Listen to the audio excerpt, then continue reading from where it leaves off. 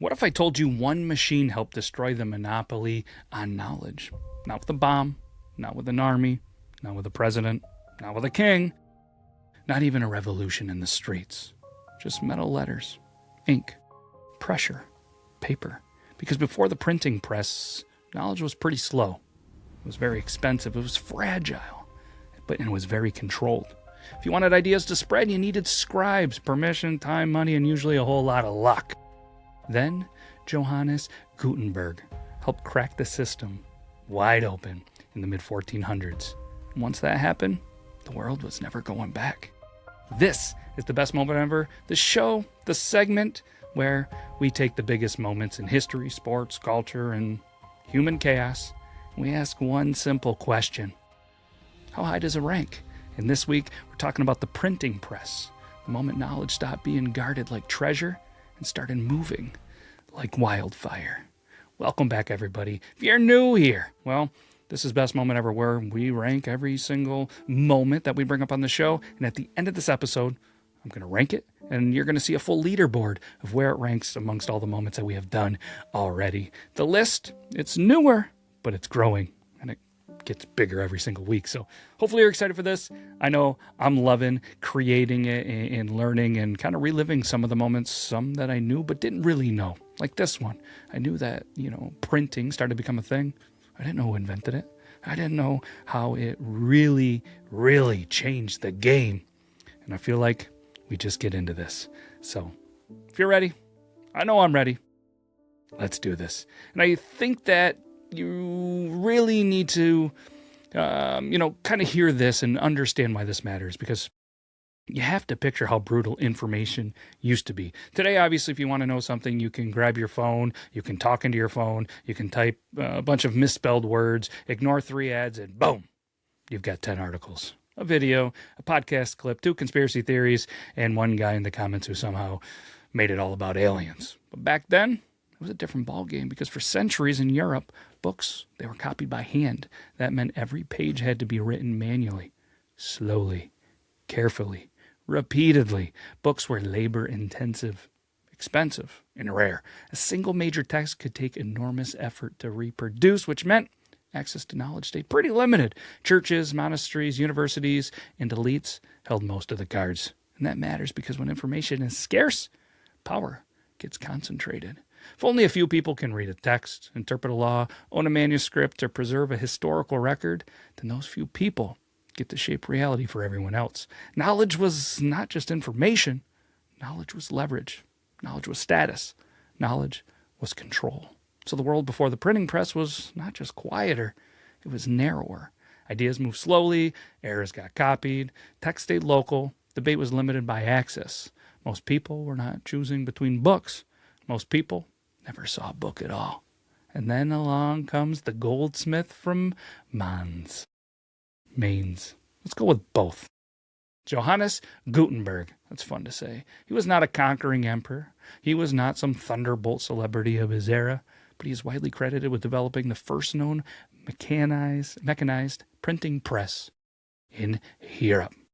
Using movable metal type, in around 1455, his workshop produced what became the most famous early printed book in Western world, the Gutenberg Bible. Now, quick important notes so the history gremlins don't kick down the door. Printing in movable type did not begin in Europe. Paper in movable type existed earlier in Asia, and Korea produced a movable type printed book before Gutenberg. But what made Gutenberg's contribution so historically explosive in Europe was the way he was able to combine the process in a form that scaled in that cultural and economic environment. That part matters, because history is full of inventions that existed before they actually changed the world. Gutenberg's breakthrough was not just, hey, printing exists. It was more like, hey, now this can spread. Movable metal type meant individual letters could be arranged, inked, pressed onto paper, then reused again and again. Britannica notes that this kind of early press could produce hundreds of sheets per hour, which, it doesn't sound that insane right now, but compared to hand copying, that's like kind of going from a push lawnmower to a rocket-powered Roomba. And the Gutenberg Bible proved the concept. This was not some sloppy, rough draft run off in a basement. It was impressive. It was consistent. It was beautiful. The Library of Congress describes it as the first great book printed in Western Europe from movable metal type and a turning point in bookmaking in the transition to the modern world. If you like books you like to read, and maybe you like kids' books, you should go Google Matt McClear on Amazon. You can get all my books. I got a coaching book. I got a whole series of Mr. Whiskerwitz. I just put out a book called You're Missing a Shoe. And then the time my dad saved Christmas. And Dad, don't shave your beard. I'd love the support. I mean, who doesn't love a good book for their library? Going back to this wasn't a small praise. That is history saying, yeah, this one hits different. And here's where the episode really starts to take off, in my opinion. The printing press was not just about books. It was about multiplication, not the math. That's the real superpower. One handwritten manuscript is a treasure. A printed text is a weapon. 100 printed texts, that's a movement. Once text could be reproduced more efficiently, ideas could travel farther, faster, and more consistently. Britannica's overview notes that printing spread rapidly through Europe, and by 1500, nearly 40,000 editions had been printed across 14 European countries. I mean, that's a pretty massive shift in under a half a century. Think about it. For generations, information had to be moved like a cart in mud. Now it had wheels. This is where the printing press stops being a neat invention and starts becoming civilization infrastructure. Because once ideas can scale, all kinds of things get weird in a hurry. Religious authorities lose some control because scripture, commentary, and, criticism can circulate more widely. Scholars can compare texts, preserve arguments, and challenge old assumptions. Readers in different places can encounter the same material. Standardization, it improved. Debate expands education. It's growing. The Liberty of Congress explicitly ties the Gutenberg Bible to a turning point in the emancipation of the human mind. And both the Library of Congress and Britannica connect print to later transformations, including the Reformation and the Scientific Revolution. That is the part that sneaks up on people. The printing press did not just make books cheaper. It made challenge scalable. It made disagreement portable. It made knowledge harder to lock in a room. When that happens, every institution built on information control starts feeling like a draft under the door. Let's jump into this, because this part right here is the heart of the whole episode. The printing press, it changed who gets to know. Because before the press, the powerful were not just wealthier or stronger, they were better positioned to control what was written, copied, seen, and taught. After the press, the control gets a little shakier. Not gone overnight, not magically, not cleanly, but shakier. And once control gets shaky, the world gets a little bit noisy. People start reading things they were not supposed to read, arguing ideas they were not supposed to argue, and they were questioning traditions that they were not supposed to question. That is why the printing press matters, way beyond ink and paper. It changes the architect of authority. This is the moment why I love, as a best moment ever episode, because it is not flashy, it's not deep, but it's one of those moments where the more you sit with it, I really think the bigger that it gets. The internet gets the headlines because we lived it. The printing press deserves respect because it built the blueprint. And honestly, the printing press is like the original information jailbreak. And once it happened, you can draw a line forward to newspapers, pamphlets, literacy campaigns, political propaganda, public education, mass publishing, journalism, and eventually digital communication itself. The Library of Congress calls it a revolution in knowledge acquisition and communication that remained unmatched until the digital age. I mean, that's a wild sentence all in itself. Unmatched until the digital age. So if the internet is a monster, the printing press is the creature that laid the egg. Disturbing image, probably a pretty accurate point. Now here's where the fun part begins, because on this show, we don't just praise things until they float in outer space. We rank them. And the printing press is a little bit tricky, because if you argue pure long-term importance, you can talk yourself into putting this way higher. But this board is not most useful inventions ever. It is best moment ever. A moment has to hit.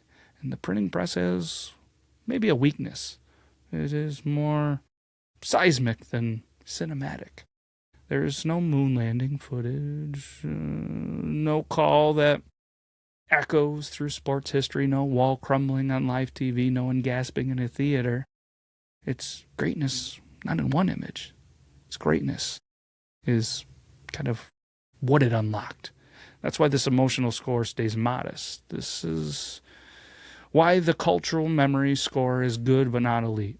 People knew it mattered. They know it matters. They just kind of don't feel it in their bones the way that they do maybe a truly iconic visual moment. So you're not going to see a perfect 10 across the board kind of episode, which you never will, spoiler. It's something more interesting. It's a debate episode, and the debate is catnip for comments. So let's go ahead and put it on the board. First up, we're going to rank impact. The printing press changed the scale of knowledge, moved text from rare hand-copied objects to reproducible tools that could spread learning, belief, argument, discovery, which much more widely is, it's a pretty good thing, right? It didn't instantly transform the whole world overnight, but over time, it altered the flow of information in Europe and beyond. So for me, it's a big moment, 9.1 out of 10. Let's go with emotional hit. The emotional power of the printing press is mostly retrospective. There's no single universal image, speech, or even a dramatic scene that gives it that kind of like gut punch factor. The feeling comes when you realize how many later world-changing events depended on this shift. Emotional hit, for me, 6.5 out of 10. Cultural memory. People recognize Gutenberg. People know the printing press matters. It's part of the educational canon, but it's not a loud thing pop culture moment the way other kind of entries on this board are. It's famous, quietly famous. For me, I'm going to give it a 7.6 out of 10 for cultural memory. Let's go longevity. Its impact stretches across centuries. Print helped shape education, public discourse, publishing, journalism, and the wider information world that modern society runs on. The original technology evolved and was just replaced in many forms, but its legacy kept going. So for longevity, I'm going to go 8.9 out of 10. Let's go disruption. This invention slowly destabilized information gatekeeping, made ideas harder to contain and easier to reproduce. That disrupted, religious, educational, and political power structures over time, but it was not instant bedlam. The disruption was enormous, just gradual. So for me, disruption, 8.3 out of 10. And if my math is mathin', total score for this printing press, 40.4. That places the printing press right here amongst all the other that we have done here on Beartery. I mean, not quite, Michael Jackson moonwalks for the first time, but it's ahead of Tiger Woods at the 2019 Masters at 34.3. And I know exactly what some of you are already typing. How's the printing press only here? Fair question. This show is not just measuring historical usefulness, it's measuring the total force of the moment itself. And as a pure moment, the printing press is more of a slow burn than an instant cinematic detonation. I mean, it's a pretty good score. It's not disrespect, but this is heavyweight territory, right? And here's why it belongs on the board. Because the printing press didn't just spread information, it changed who could have the information.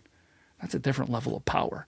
Once knowledge becomes reproducible, movable, and harder to contain, the world changes shape. Ideas collide faster, and institutions, they start to get challenged. Education expands, debate widens, progress speeds up. Chaos also speeds up because human beings will turn any powerful tool into both a ladder and a flamethrower in record time. This is the deal. The printing press gave humanity a bigger brain and a bigger mouth at the same time, and we have kind of been yelling ever since. So that's, the case for the printing press is one of the greatest moments ever. Not the flashiest, not the loudest, but one of the deepest. Because once Gutenberg's press helped make knowledgeable, reproducible at scale in Europe, the old world started losing its grip, and the modern world started clearing its throat. If you enjoyed this episode, subscribe to the old channel. Give this a thumbs up, drop a comment, and tell me where you would rank the printing press and what score.